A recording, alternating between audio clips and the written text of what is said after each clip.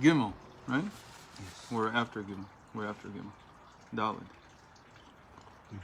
We finished Gimel with the beautiful mashal of a man who's walking around without his head. And the moment that you don't have your higher will, you're like a person who's walking around without his head. And that is the meaning of kares. That's what it means, that ultimate punishment that's described in the Torah of being cut off. So what it means is you're cut off from your will. And you go through the rest of life where the only thing that turns you on is you buy a new car. Then for 20 minutes you feel alive. 25. 2 minutes. No, you drive it out. Once you drive it out, the next day you wake up, you also have that for 2 minutes and then it's gone. And that's the only thing that keeps people going. I know. You told me after you bought your new car. Well, the car was new for me. Okay.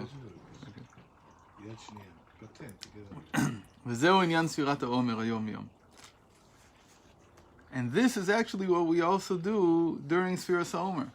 This whole thing of bringing down new will, higher will, is what we do during Sfiras HaOmer, the counting of the Omer. Perush ki yamim hem b'chinat hamshechot. What does a yom mean? Yom is like, it doesn't, people mistake it. It looks the same as ocean, right? Yam. But they're spelled completely differently. Yam is with a, well, not spelled, but vowelized differently. Yam is with Yam is with a patach under the yud. Yud ptucha is called. Yud mem. And yom, yamim. When I say yamim, like many days, so there's a kamatz. No, it can't, because it's the kamatz under the yud. So it's yud kmutza. So in here, so in Ashkenazic Hebrew, it's very easy to tell the difference. Yomim means days, and yamim means seas. But really, what does a yom mean? So he says a yom, it's hard to understand how this is initially, because there's no good explanation anywhere. But the word yom really means vela or kara yom, that he calls it day, okay, because it brings down the light of the sun. Okay. So the day is the Indian, it's related to bringing down. So what is it bringing down? The higher will, from above to below. That's why the Rebbe always says that it's easier to serve Hashem during the summer, easier than during the winter, because there's more hours of light. When you see light, it's not the daylight itself. A person could be connected to his higher will and not need to see the light, because the fact that it's happening in nature is just saying that underlying all of the substrate of reality right now, at this moment, there's a descent of higher will into the world. It's the same thing. So if you can sense it, you can sense it. But there's a sign for it. The sign for it is the descent of the rays of the sun on the earth. And this is done through the tent of congregation, the tabernacle. Why was it called also the tent of congregation and not just the tabernacle, Mishkan? Ki moed. Moed is also the same as moadim, or it's yeah, same thing, the time. But it also, moadim is usually, when you say moadim, you mean the special times of the year. But the word moed also means something else. What does it mean? It means, like we said, to congregate, to see each other, to gather. Tent of gathering, right? I think that's how they translate it usually. Ki moed Hashem v'no'adati shama livnei Yisrael. Because God said, I will reveal, I will be together. It's basically to farbrengen. What a farbrengen means, like a kinus, like a gathering. So that's where God gathers with the Jewish people. To come together and to be known to one another is the same. It comes from the same root, not grammatical root, but the same root in terms of conceptually. How do you see this? This is a pasuk. He didn't bring it. It says, "Hayilchu shnaim yachdav mibiltim noadu." Can two people really walk together if they haven't congregated, if they haven't gathered? They haven't got the same matara. Right. That they have to have some kind. So the noadu there is like nodau zelazeh. You can't walk together if you don't know each other. You can't walk together in a certain direction if you don't really know each other. So that's why we didn't go for a walk when you were teaching the Beit Chabad, because you didn't know who you were. Now I can. Otiyot dedain kotiyot dedain. And he also adds that in terms of the permutation of the letters, they're the same letters. You just permute them in two different ways. You get no'aditi, I will be with them, and v'nodati, I will be known to them. U'shnehem leshon itkashut. Really, both of them mean connection. U'dveikut hakadosh baruch hu b'nishmot Yisrael. And here it's the clinging. This is a very rare idiom. The clinging of the Almighty in the souls of the Jewish people, not the opposite. Usually, it's the opposite. Yeah, we cling to him. We cling to him. Here, he's clinging to ours. אלא שנועדתי הוא על ידי הדת והשגה בגדולתו יתברך, כמו שכתוב נודע בשערים בעלה. אבל ונועדתי הוא בחינת ייחוד וקשר עליון מבחינת אנוכי, משאנוכי לקשר נפשם להשתפך אל חיק אביה.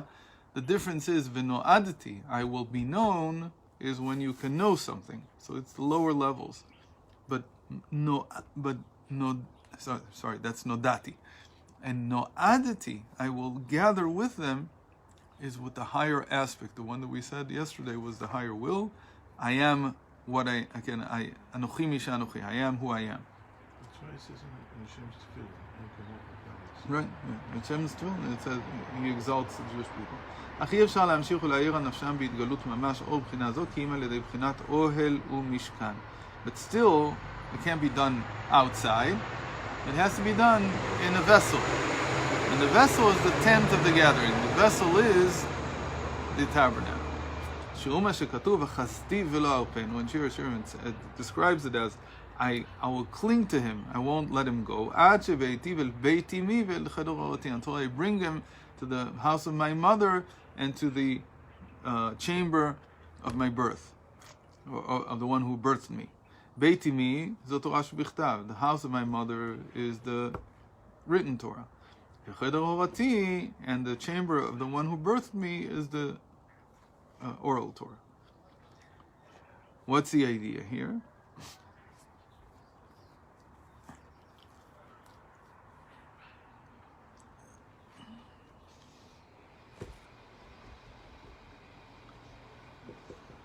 That when you don't have a tabernacle, what was the tabernacle for? It was for hearing God's word come out from between the two cherubim over the Ark of the Covenant. When you don't have a tabernacle, so he says, the same thing as when you are engaged in meeting God through the Torah, the oral and the written. And the whole idea there is, like we said, that God clings to you. The more about what's time the on this world is when without a tabernacle, you have There's two possibilities. Either that while I'm learning, I have Hashem in mind, I have God in my mind, but everybody says that's very difficult. You can't both learn something and engage it deeply and at the same time have an awareness that you're trying to connect to God. It's very hard. So it says there, when you're learning, it's the opposite. That Hashem clings to you. Meaning while you're learning, so Hashem is trying to cling to you, is trying to give you the higher will through the learning. That's the key to not having a life that is willless. The more a person learns Torah, the more Hashem has an opportunity to shower down on him this higher will. And that's why every time when you finish learning, you're excited. What are you excited by? Excited by the fact that Hashem gave you now higher will. You feel like, I want to go do something. So it says that 3 people sitting on Torah, whoever it is, Shekhinah sits with them. Even one person. So The Shekhinah is the the effect, if you want. But the thing that he's concentrating is that the written and oral Torahs are like a tabernacle in a certain sense. They become the vessel through which Hashem can shower down His higher will onto you. כמו שהוולד ניתן בבטן אמו, כך הוא עניין רצון העליון המלובש בדיני התורה שבעל פה, איסור והיתר חייב וזכאי. Just as, so here again, the same thing, that like the fetus is in his mother's womb, he's not aware of it. He doesn't know that there's a mother, he doesn't know that there's a womb, he doesn't know any of these things, but he's inside. The same way, when you learn oral Torah, meaning Torah Sheba'al Peh, you should know that you're in the womb of Hashem, as it were, in the womb of this higher will. And even though it seems to you that you're dealing with very concrete things, like you said, I loaned money to somebody, can I remind them, can I not remind them? All these questions are very concrete. They're about the most concrete stuff in the world. And talking about is, do you have to wash this fruit this way, wash it that way, whatever. So all this, it seems to us that these are physical, concrete objects. And that's the topic of the Torah learning is very abstract. Ken, but still you're talking about concrete objects. You're not talking about divinity. You're talking about things that could never happen. Maybe. But again, it's not divine. You're not talking about the dimension outside of our reality. You're talking about our reality. The moment that you're talking about our reality, it seems a little hard to imagine that I'm talking about, alone, counting sheep or whatever it is, and somehow this is causing the higher will to come down. It's a little far-fetched in the beginning. That's what it seems. So even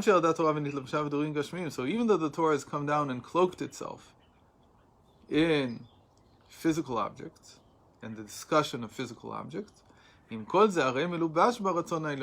should know, and this he dedicates many chapters of the Tanya to, that the higher will is imbued within the Torah that came down to deal with these physical objects. And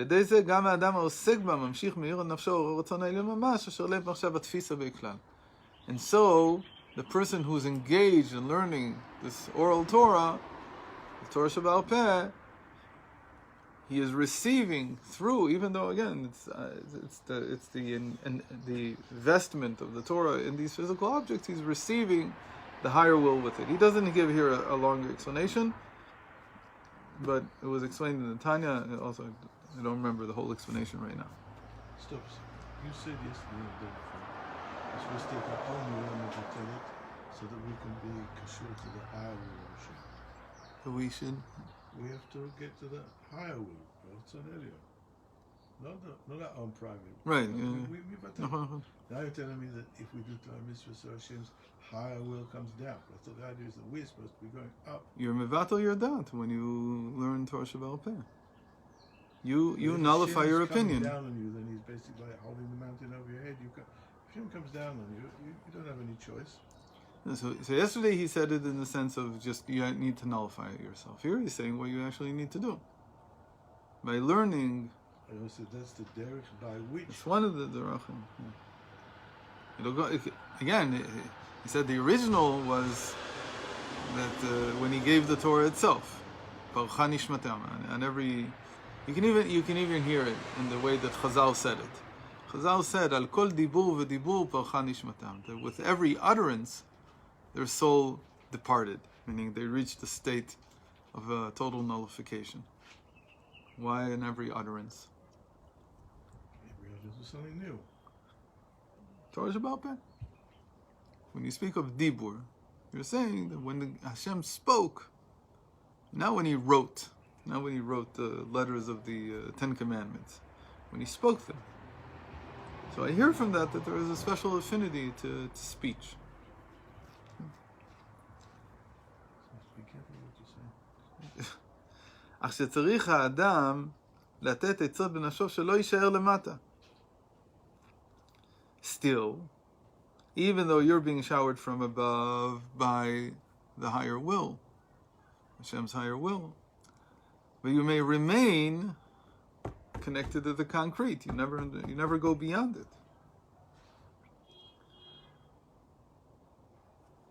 When you come to the tabernacle, you come to the temple, and you see all these animals being slaughtered.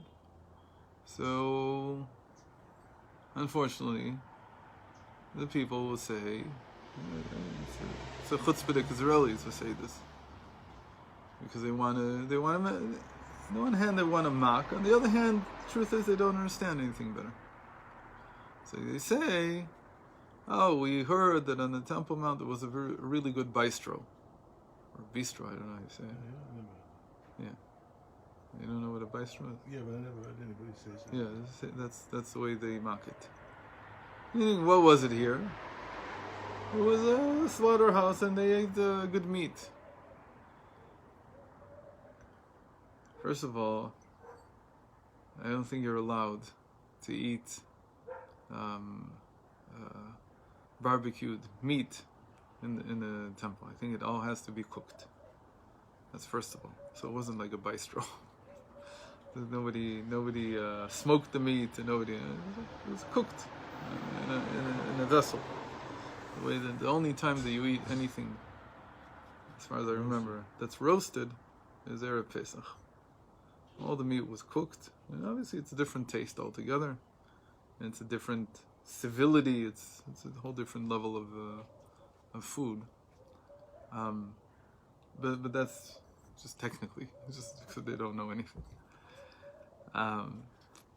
But beyond that, that's what he's saying. He's saying that a coarse person who looks at what's going on, what will he understand? He'll understand that they're having a big party. There's a famous story in the Gemara about the guy who never went to the place of English. I remember. Right. The guy never went to the place of English, never ever. And one day he decided, you better go and have a look and see what's going on. So he looked, he says, animals being slaughtered, blood flying. He said, this is a Kodesh Baruch Hu, this is Hashem. Slaughtering sheep. The whole wrong. But we know this thing. I remember. No, so what happened in the end? I don't know what happened in the end. I don't know whether they did Jew or they beat him out. I don't remember. But it's exactly the same as what you're saying. So most people, when inability to grasp the godliness behind all this seeming ruchnius. Right. All the ruchnius behind the seeming gashmis. Yeah. And obviously that's the main topic. That's the main reason why people don't connect to this whole aspect of Judaism. So then the question becomes, should we connect to it or not? Meaning, what is he saying? He's saying that in any case, the physical act was not meant to be understood literally. You were meant to abstract it. You were meant to go from it to a higher level. So, maybe you don't need the physical act. Maybe you can just go to the higher level. So that's an argument. It's an argument a lot of people make. But it goes back. Saying I'm going to meditate on the tefillin. Right. I'm not going to put them on. I'm just going to think. I don't need tefillin. I don't need actual tefillin. And so we said that everything, the way that the world is structured, is in such a way that you need the physical in order to get to the spiritual. If you don't have the physical, where you're going is not where you think you're going. Meaning you think you're going to the same place where tefillin are or where korbanos are, because you understand what to do psychologically or emotionally or whatever it is. But the truth is, you're not getting to the same place. And then that's the famous story from the Maggid with the fair in Leipzig. With the Maggid, I told you this a few times, I think. Yeah, I've heard this from you and from others. The Maggid had a childhood friend. Yeah. Because he was, for many years, he had no connection to the Baal Shem Tov, even though he was probably older than the Baal Shem Tov by 2 years. So he didn't know the Baal Shem Tov until the last 15 years of his life. So he had a childhood friend with whom he had learned, they say, 700 books of Kabbalah, which is a big deal then. I don't know how you could even get 700. I don't know if there were 700, but how could you get them? That's what they say that they learned together. And So they hadn't seen each other for many years, and in their really old age, the friend came to visit him in Mezrich. The Maggid was already the head of the Hasidim, and so he davened with him for Mincha or Ma'ariv, whatever it was, and he saw that the Maggid davens a long time, really long time, like half an hour, whatever it took him. And so we, at the end, he came to him, he talked to him, and they were very happy to see each other. So then he asked him, so what happened to your davening? You know, because as Mekubalim, as Kabbalists, they daven 2-3 minutes. You know, the Kavanah very quickly in their head.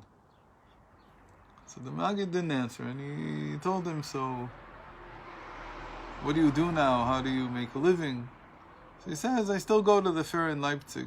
I go once a month. And the Maggid asked him, and it doesn't hurt your learning? What do you do? He says, I've gotten used to it. You know, I'm already in my 60s. I've gotten used to it. I travel for half a day, and then I stop in some inn, and I learn for the rest of the day, so it doesn't hurt me so much. And how long does the whole trip take? He says, it takes a week, 3 days there, 1 day to do my business there, and then 1 day back. And so I spend a Shabbos there, and then I'm back. So he says, a whole week out of every month? Wouldn't it be better that you would just imagine in your mind, you have a powerful mind, sit there and imagine that you're traveling, you know the way already by heart.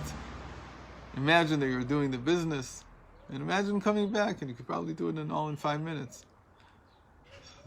He says, he laughs at him and says, what are you talking about? He says the same thing. He hadn't even connected. So like I said, the same thing with davening. You can't imagine going there. You have to actually be there.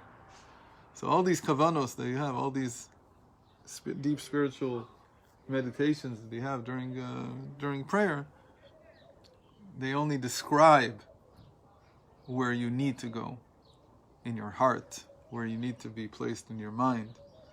But to actually go there takes time. You can't. Anyway. Okay, we're going to do the Bia tomorrow because I have to. Yes, Very sorry about that. it's fine. Very good. Sorry for the morning. Sorry for everything.